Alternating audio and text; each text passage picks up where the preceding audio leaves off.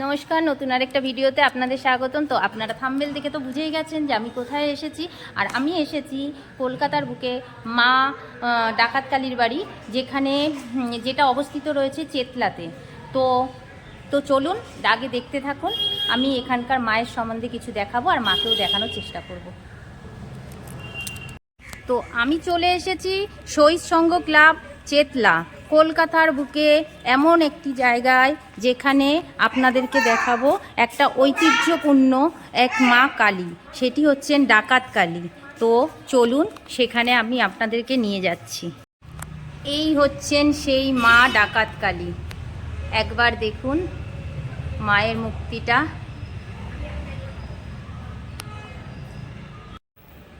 এই হচ্ছেন সেই মা ডাকাত কালী। আর একটা জিনিস লক্ষ্য করুন, মাকে শিকল দিয়ে বাঁধা, মাকে শিকল দিয়ে বেঁধে রেখেছেন।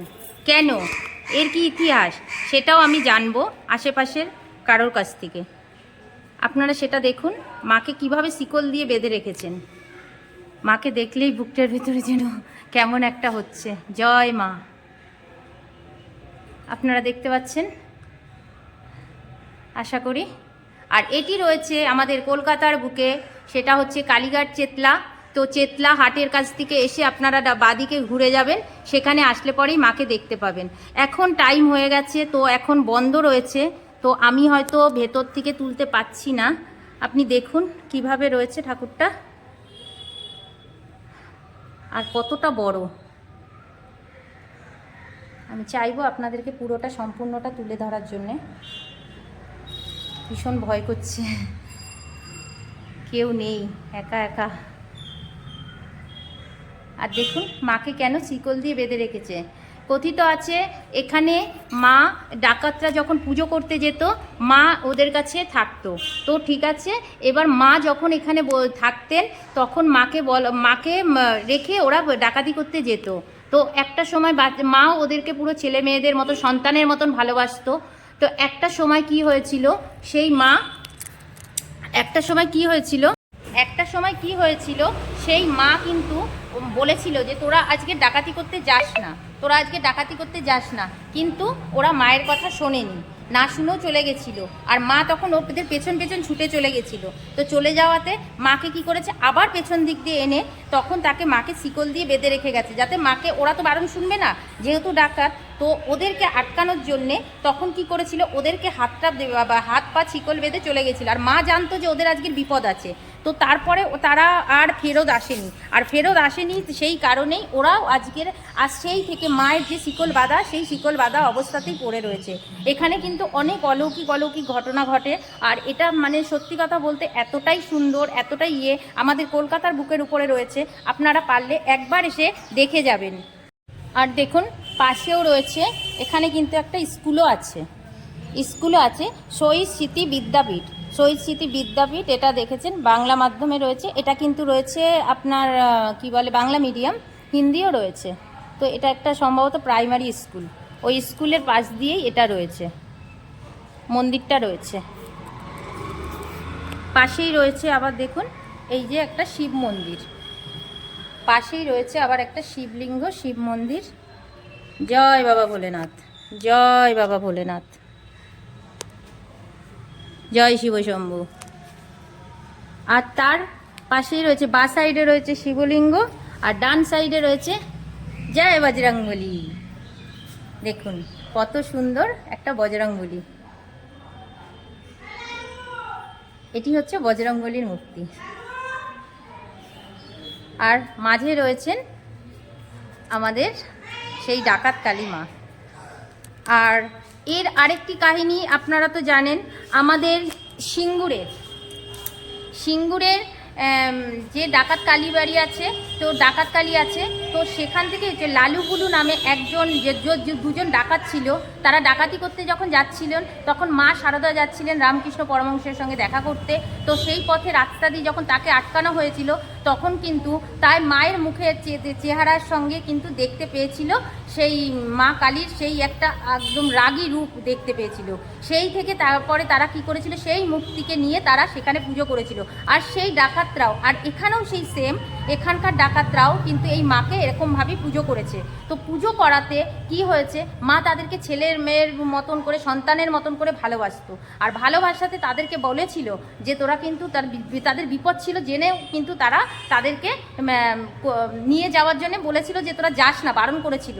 বারণ করা সত্ত্বেও তারা শোনেনি, এমনকি মা ছিটকেও তাদের পেছন পেছন গেছিল, কিন্তু মা সে কথাও শোনে। মাকে কি করেছিল, উল্টে এনে তাকে ছিকল দিয়ে বেঁধে রেখেছিল। আর সেই ছিকল দিয়ে বাঁধা অবস্থায় দেখুন এখনও পর্যন্ত রয়েছে, আর কিন্তু তারা ফেরত আসেনি। আর তারা না ফেরত আসার জন্যে কেউ তাকে খুলতেও পারেনি, সেই অবস্থায় মাকে কিন্তু এখনও পর্যন্ত সেইখানেই বাঁধা রয়েছে। শুধু আপনারা একবার দেখবেন, আপনারা একবার যদি এখানে আসেন বুঝতে পারবেন যে মায়ের কি মহিমা আর মায়ের কীরকম বিয়ে। আপনারা দেখলে আপনাদের গায়ের লোম খাড়া হয়ে যাবে যে কিভাবে মাকে এভাবে রয়েছে, মানে ভাবাই যায় না, কি বলবো, ভাবাই যায় না সত্যি কথা। মানে আমাদের এখানে যেরকম রয়েছে দেখুন, মাকে কিভাবে ছিকল দিয়ে বেঁধে রেখে দিয়েছে, বাঁধা রয়েছে। যে এখানে কথিত আছে মাকে যদি এখন এই শিকল কেউ খুলে দেয় মা এখানে আর থাকবে না, তো সেই কারণেই মাকে এখানে এইভাবে বাঁধা রয়েছে। জয় মা, মাগো তুমি দেখো। তো আপনাদের কাছে তুলে ধরলাম, যদি আপনাদের ভালো লাগে আপনারা একটি বার জয় মা ডাকাতকালী বলবেন। এখানে একজনকে পেয়ে গেছি এই মন্দিরের সম্বন্ধে কিছু জানে, তার কাছ দিয়ে শুনে নেব। একজন কাকিমাকে পেয়ে গেছি, কাকিমা আমাকে বলবে সমস্ত ঘটনা, কেন এই মা কালীকে বেঁধে রাখা হয়, কেন চিকল দিয়ে আটকে রাখা হয়েছে। তো উনি বাংলাতে বলতে পারবে না, উনি হিন্দিতে বলবে। হ্যাঁ, বাংলাতেই বলবেন, তাহলে তো খুবই ভালো। আপনার কি নাম আছে কাকিমা? আমার নাম লক্ষ্মী বিজয়। আচ্ছা, আপনি এখানেই থাকেন? হ্যাঁ, আমি এখানেই অনেক বছর থেকে রয়েছে? অনেক বছর, শ্বশুর বাড়ি। আচ্ছা, শ্বশুর বাড়ি। যাকে, তো এই যে পাশে আপনাদের কালী মন্দিরটা রয়েছে, তো এই মন্দিরের সম্বন্ধে একটুখানি যদি বলেন তাহলে খুব ভালো হয়। আগে তো সন্তোষী পুজো হতো।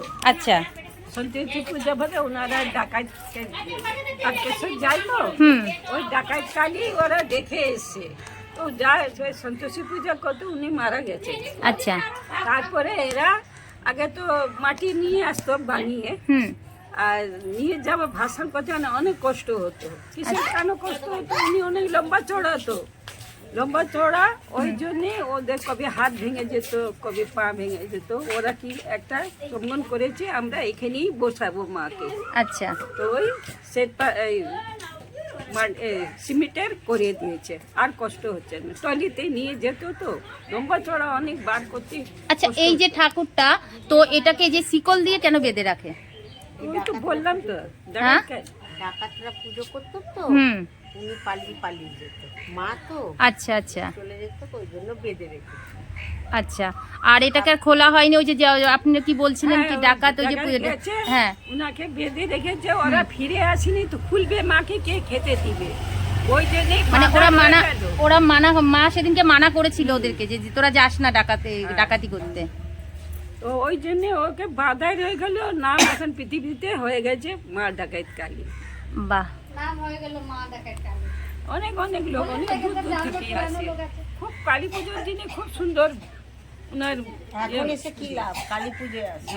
কালী পুজো আসলে না দিদি না কালী পুজোর সময় সেটা আসবো, কিন্তু এটাকে লোককে তো জানাতে হবে যে কি বলে এখানে রয়েছে, তবে তো লোক আসবে, ওটাই হচ্ছে ব্যাপারটা। আর এখানে বাৎসরিক পুজো হয় কালী পুজোর সময়, দীপাবলিতে যে পুজোটা হয় সেইটা হয়, আর প্রত্যেক অমাবস্যায় যেরকম পুজো হয় সেরকম পুজো হয়। আজকে তো অমাবস্যা আছে, আজকে পুজো হবে রাত 12টা অবধি। খুব ভালো লাগলো কাকিমা আপনার সঙ্গে কথা বলে, এই সম্বন্ধে জানতে পারলাম। জিজ্ঞাসা করলেন তো অনেক ধন্যবাদ, আপনারা এসে কিছু জানতে পেলেন, আমরাও আনন্দ পেলাম। সেটাই। তো আমি এইটুকুই দেখালাম মায়ের ইয়ে, আর বেশি কিছু দেখানোর মতো কিছু নেই, আমি আর দেখাবো না। তো আপনাদের যদি ভালো লাগে ভিডিওটাকে অবশ্যই লাইক, কমেন্ট, শেয়ার করবেন, আর একটু সাবস্ক্রাইব করে দেবেন। আপনারা পাশে থাকলেই আমি এরকম অনেক কিছু আছে যা অজানা, সেগুলোকে তুলে ধরার চেষ্টা করব। আমার একটু লেট হয়ে যায়, কেননা আমি বাড়ির সমস্ত কিছু সেরে তবে বেরাতে হয়।